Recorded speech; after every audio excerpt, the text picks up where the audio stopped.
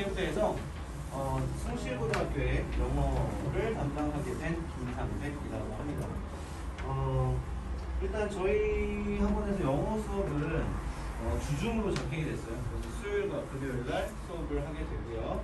시간은 여기 적혀진 대로 그대로 수업이 진행이 됩니다. 그래서 지금 뭐 재원생들 같은 경우는 건희 어머님 그래서 수업이 진행이 되고 있는 상태고 오늘만 좀 제가 공부할 다른 걸 좀 주고 있는 상황이고 설명하고 다른 수업을 수입해야 합니다. 네, 이렇게 해서 좀 저희가 주중에 수업을 진행을 하게 됩니다. 간단하게 숭실고등학교가 어떤 영어 과목에 있어서 출제적으로 어떤 특징이 있는지 그런 것들 좀 간단히 설명을 드릴게요. 첫 번째로 좀 기출 문제들 좀 분석을 해보면 시험 범위 크게 나누어 보면 이렇게 네 가지로 나누어 볼 수 있어요. 그래서 백신복화라는 단어 교재를 사용하게 되는데 이건 작년 기준이에요. 작년, 그러니까 현재 2학년이 되는 친구들 기준입니다. 특징이 매년 바뀌어요. 단어 교재가 매년 바뀌어요. 그래서 요 교재 미리 사서 공부할 필요 없습니다. 바뀔 거예요. 그래서 아마도 새로운 단어 교재가 채택이 될 거고요. 그 단어 교재를 이용해서 수행 평가를 하게 돼요. 그래서 단어책 학습을 좀 철저하게 해야 합니다. 평상시에. 그래서 이런 단어책을 사용한다는 거 그게 좀 가장 큰 특징입니다. 이 백신복화라는 단어책은 솔직히 말씀드리면 메이저 교재는 아니고요. 그러니까 많이 널리 사용되는 교재는 아니고요. 조금 특징이 그래요.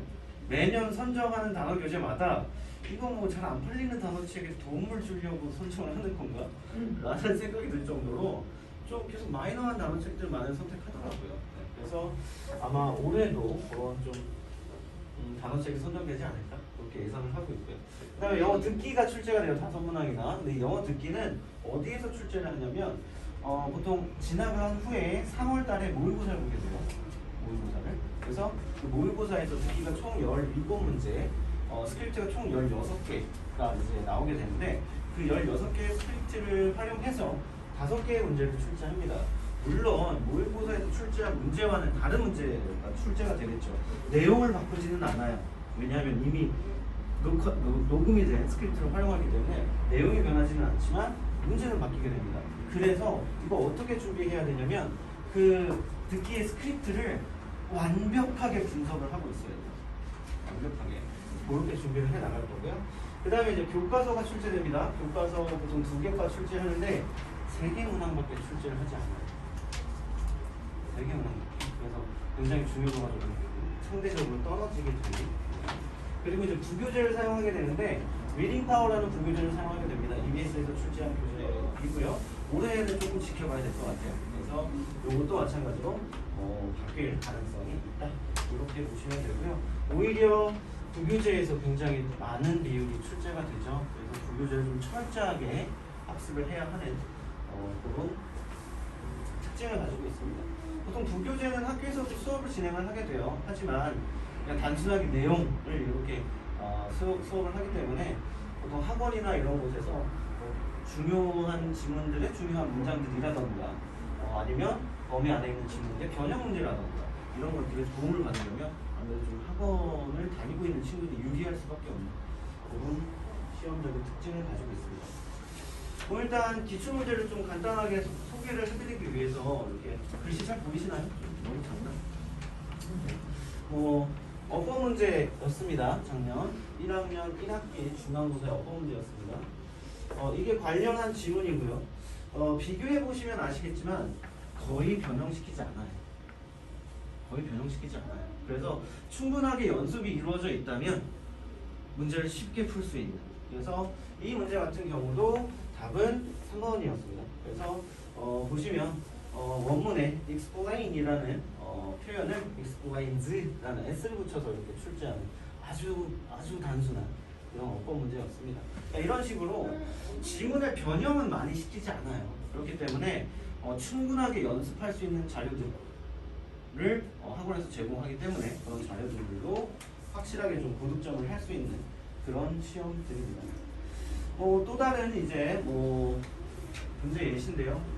어휘 문제였어요. 얘는 어휘 문제였고요. A와 B, C의 2개의 단어를 주고서 선택해라 라는 어휘 문제였는데 관련 내용 보시면 아시겠지만 변형된 게 없습니다. 변형된 게 없어요. 그래서 A에 accelerate라는 단어를 그대로 사용했고요. 그 다음에 B에 dynamic이라는 단어를 그대로 사용했고요. 그리고 C에도 마찬가지로 XS라는 단어를 그대로 사용해서 시험에 출제하는, 그러니까 충분하게 연습한다면 어렵지 않게 풀 수 있는 그런 문제들로 출제가 됩니다.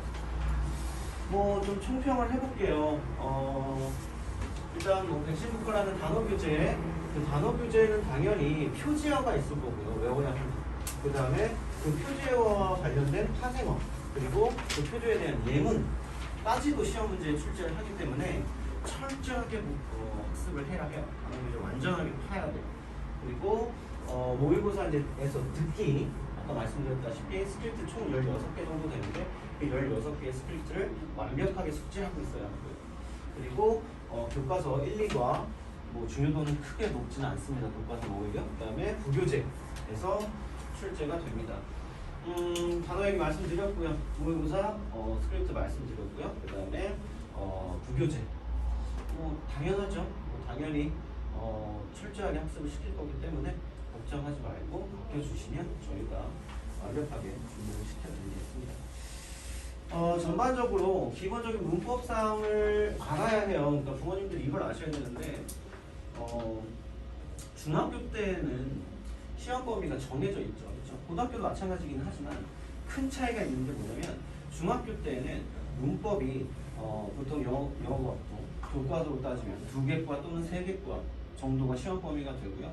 한 과에 보통 2가지의 문법 사항이 필수로 포함되어 있고 그 2가지의 문법 사항들을 학습하게 되어 있어요. 그래서 시험 범위에도 마찬가지로 3개과가 포함이 된다면 6개의 문법 사항들을 완벽하게 연습하면 다 맞출 수 있는 그런 문제들이 출제가 돼요. 고등학교 올라오면 달라지는 가장 큰 점이 뭐냐면 더 이상 문법에 있어서 범위가 없어요. 문법의 전 영역이 출제가 돼요. 그렇기 때문에 기본적으로 전반적인 문법을 아이들이 머릿속에 가지고 있지 않다면 굉장히 어렵게 느껴질 수밖에 없는, 그게 가장 큰 차이입니다. 그래서 지금 현재 저희가 이번 주에 개강이에요.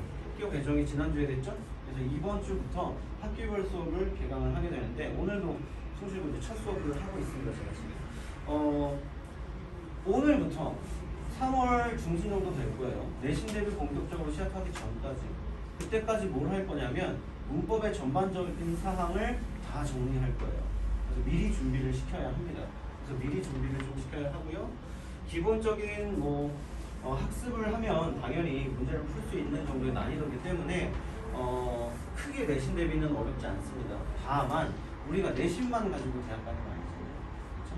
그래서 모의고사나 수능과 관련한 문제 유형들을 좀 대비해야 하는데 그런 대비를 요 기간에 하게 됩니다. 그래서 요 기간을 놓치시게 되면 이제 문법 정리 당연히 조금 부족하게 될 거고요. 늦게 들어오면 늦게 들어올수록. 그 다음에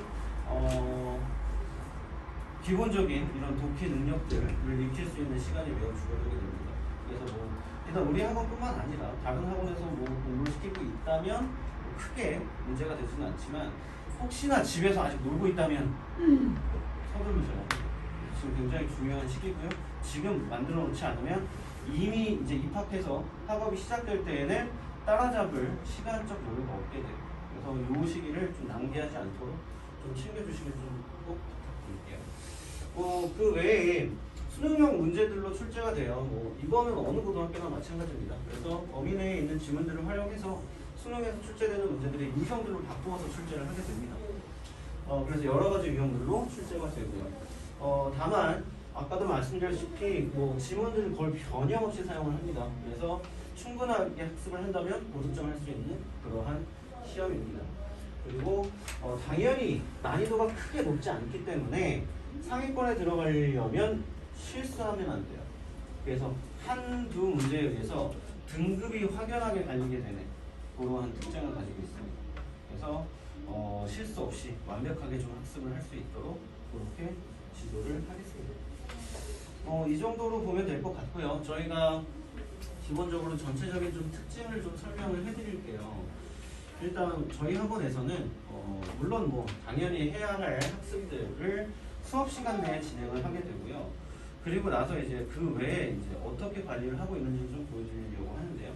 일단 클래스카드라는 단어 앱을 사용하고 있어요. 그래서 스마트폰의 어플이에요. 그래서 이걸 활용해서 단어 시험을 좀 보고 있는데요. 뭐 아시다시피 뭐 부모님들 뭐 영어 많이 보내보셨잖아요, 아이들 단어 시험 언제 보나요? 아이들 단어 시험 언제 보나요? 한국은 수업하는 날, 그렇죠? 수업하는 날 가서 뭐 그날의 단어를 시험 보고 뭐 통과 못하면 끝나고 재시험 보고 이게 일반적이죠. 저희 학원은 그렇지 않아요. 저희 학원은 수업 시간에 전혀 단어 시험 보지 않습니다. 단어 시험은 주중에 월화수목금 수업 요일과 상관없이 지금 충실고는 수금이지만 수금의 단어 시험 보는 게 아니라 월화수목금 총 5회를 시험 보게 돼요. 일주일에. 수업 시간에 단어 전혀 언급하지도 않고요. 단어 시험 많이 물어보지도 않습니다. 그래서 아이들이 알아서 주 5일에 걸쳐서 단어 시험을 보게 됩니다. 주말은 시험을 보지 않아요. 쉬게 해줍니다. 그래서 주 5일에 걸쳐서 월화수목금 총 5회의 단어 시험을 보게 되고요. 매일 새로운 단어와 그 다음에 우리가 단어장으로 단어 공부를 하게 되면 제일 큰 단점이 뭐냐면 앞에 부분 공부한 내용, 외웠던 내용들을 뒤에 넘어가서 다 까먹는다는 거예요. 이게 가장 큰 단점이거든요. 그래서 저희는 그 단점을 좀 최소화하기 위해서 매번 누적 단어, 복습 단어를 함께 시험을 봅니다. 그래서 총 두 가지의 단어 시험을 봐야 해요. 매일. 그래서 새로운 단어 출제된. 그 다음에 두 번째는 이전에 봤던 들의 누적 복습.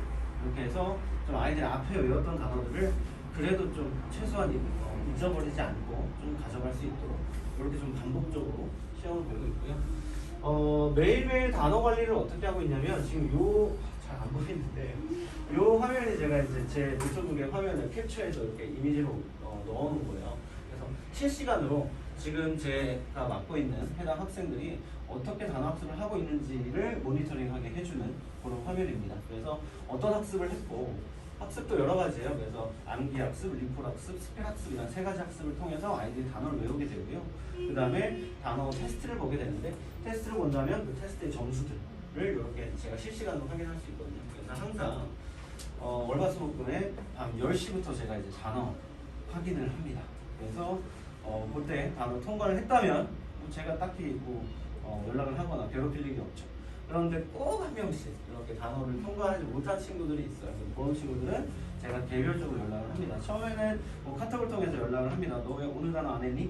대부분은 답이 와요. 깜빡했어요. 오늘 바빴어요. 그래서 이렇게 소통을 하면서 그날의 단어를 마무리할 수 있도록 제가 그렇게 주의를 주고요. 단어 개수는 그렇게 많지는 않아요. 매일 새로 출제되는 단어는 매일 40개씩. 매일 40개씩. 그 40개의 단어는 또 그 다음 날에는 누적 테스트에 들어가게 돼요. 그래서 누적 테스트는 보통 2주 정도 또는 학생들의 이런 수준에 따라서 1주 정도가 계속 누적이 됩니다. 그래서 그렇잖아요. 단어 학습을 저희가 1, 2주 하고 말 거 아닌데 계속해서 하게 될 건데 이걸 모든 걸 누적하게 되면 범위가 너무 넓기 때문에 아이들이 너무 힘들죠. 그렇기 때문에 좀 기간에 한정을 둬요. 그래서 1주 내지 2주 정도의 기간에 걸쳐서 공부한 단어들을 또 누적으로 계속해서 시험을 보게 됩니다. 순차적으로 그 이전 거는 좀 빠져나가게 됩니다. 누적 단어 세트가 빠져나가게 됩니다. 그렇게 단어 시험을 보게 되고요. 제가 이렇게 확인한 결과를 이제 주말에 제가 부모님들께 성적표를 발송해 드립니다. 카톡을 통해서. 그래서 우리 아이가 건이가 이번 주에는 단어 시험을 이렇게 봤구나 라는 걸 토요일에 받아보실 수 있을 거예요. 그래서 잘 했다면 칭찬해 주시고요. 이번 주에 단어 하느라고 고생했네 라고 칭찬해 주시고요. 만약에 좀 부족한 부분이 있다면 좀 다음 주에 더 잘하자, 선생님한테 연락 왔다 이렇게 한마디 해주시면 또 아이들이 긴장해서 또 그 다음 주에 단어를 또 열심히 했더라고요. 그래서 이렇게 단어를 관리하고 있습니다. 자, 그 다음에 이제 저희가 145공제라는 독해교재를 사용해요. 이거 저희 학원에서 제작한 교재고요. 기존에 출제되었었던 그런 지문들 중에서 저희가 좀 좋은 지문들을 엄선해서 1350개의 지문들을 선정을 했고요. 그래서 그 지문들을 각 수준에 맞춰서 레벨 1, 레벨 2, 레벨 3에 맞춰서 교재를 제작했습니다. 그래서 저희가 그 해당 학생들 학년에 맞게 레벨을 사용하고요.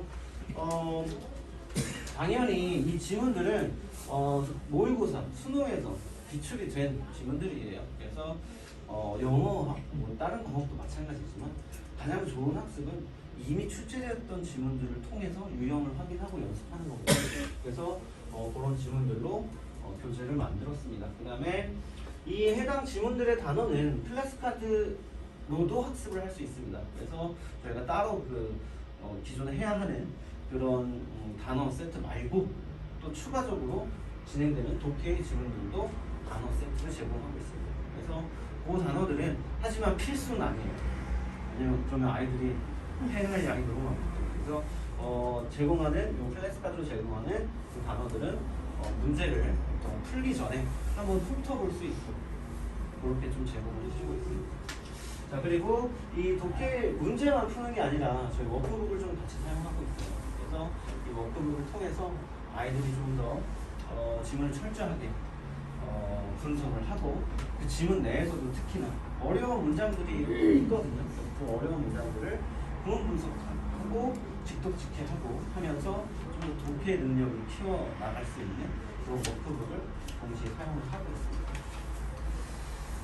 보여드리면 또 안 보이네요. 이미지가 잘 안 보이네요. 실제로 학생들이 지금 숙제로 해오는 그런 내용들이고요. 첨삭이 이루어지게 되고요.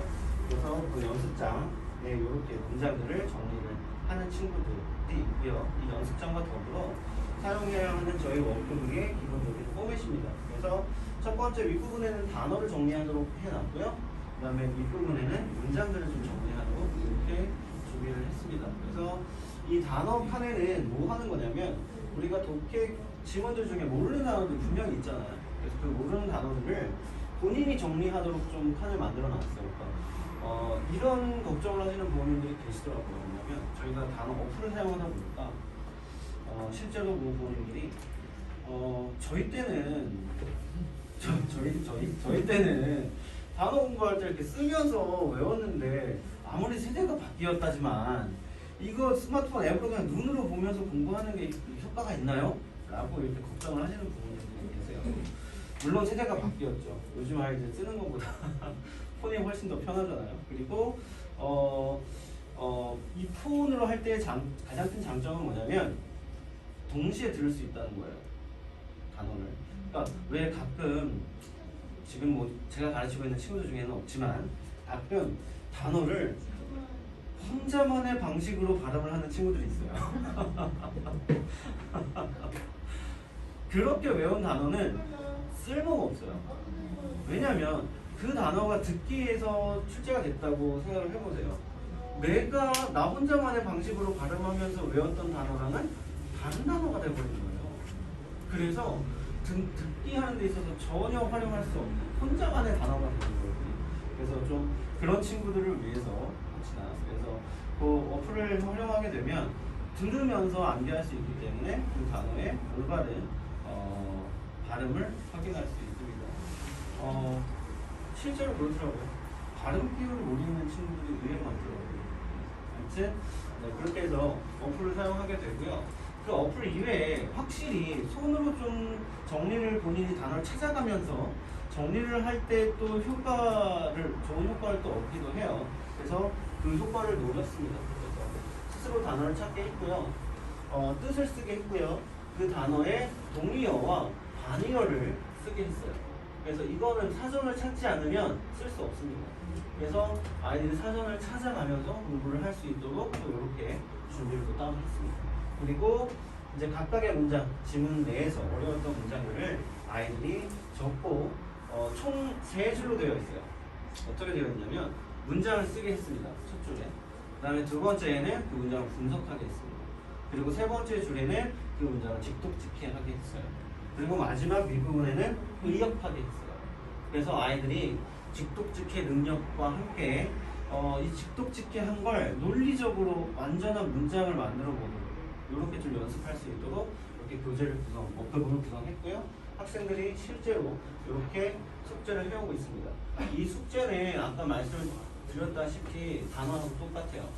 뭐냐면 수업이 있는 날만 하는 게 아니고 월, 화, 수, 목, 금, 총 5회를 하게 돼요. 그래서 아이들이 일주일에 총 5페이지의 숙제를 하도록 되어 있습니다. 그리고 그런 친구들이 있어요. 수업 전날, 검사하기 전날 몰아서 하는 친구들. 몰아서 하는 친구들이 뭐든 그렇잖아요. 저도 마찬가지입니다. 저도 항상 마지막까지 늦추었다가 미루었다가 마지막에 이렇게 막 하게 되는 그런 나쁜 습관이 있긴 한데 아이들 대부분이 그래요. 그래서 저희가 원하는 건 학생들이 최소한 하루에 1시간 정도는 영어를 좀 공부할 수 있도록 좀 시간을 갖게 하는 게 목적이에요. 그래서 매일 이렇게 숙제를 한 페이지, 그 다음에 단어를 공부하도록 그렇게 관리를 하고 있고요. 요건 어떻게 확인하고 있냐면 매일매일 아이들이 카톡으로 그날의 숙제를 찍어서 저희들 보냅니다. 이것도 마찬가지로 제가 10시에 총 10시, 그래서 수업이 10시에 끝나는데 수업 때보다 더 바빠요. 10시 이후에 모든 걸 다 확인해야 됩니다. 확인하고 아직 안 보낸 친구가 있다면 또 개별적으로 카톡을 하게 돼요. 오늘 숙제 아직 안 올라왔는데? 하면은 뭐 여러 가지 뭐 별명들이 올라와요. 지금 하고 있어요. 부터 시작해서 여러 가지 별명들이 올라옵니다. 하지만 결국 다 완료한 것까지 확인을 하고요. 완료가 되지 않는다면 부모님들에게 연락을 해요. 그래서 안 된 부분이 있다고. 왜냐면 부모님은 아셔야 되니까.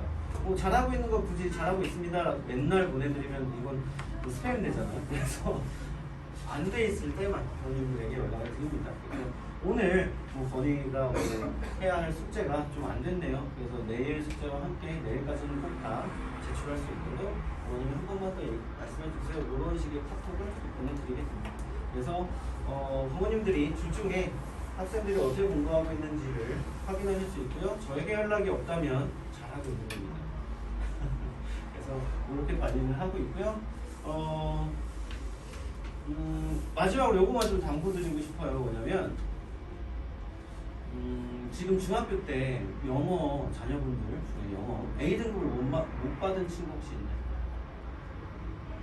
다 A등급 받았나요?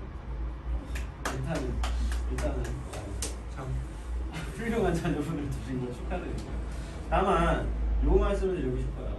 중학교별로 약간씩 비율은 좀 다르지만 제가 좀 조사를 해보니까 영어 과목에 A등급을 받은 친구들의 비율이 평균 40% 정도 되더라고요. 학생들의 40%가 영어 과목에 A등급이에요. 그래서 이런 경우들이 있습니다. 첫 번째 시험 보고 우리 아이가 중학교 때는 A등급만 받았던 아이인데 어떻게 이런 점수가 나올 수 있나요? 라고 이렇게 흥분하시는 부모님들이 계세요. 근데 여러분들 요거 좀 기억해 주셔야 돼요. 중학교 때까지는 절대평가였지만 고등학교 올라오는 순간 모든 시험이 상대평가예요. 그래서 모든 시험에 등급을 매기게 됩니다. 혹시 1등급의 비율을 알고 계시는 부모님 계시나요? 전체 4%. 2등급의 비율을 알고 계시는 부모님? 2등급. 전체의 11%. 3등급은 그러면 알고 계시나요? 전체의 23%.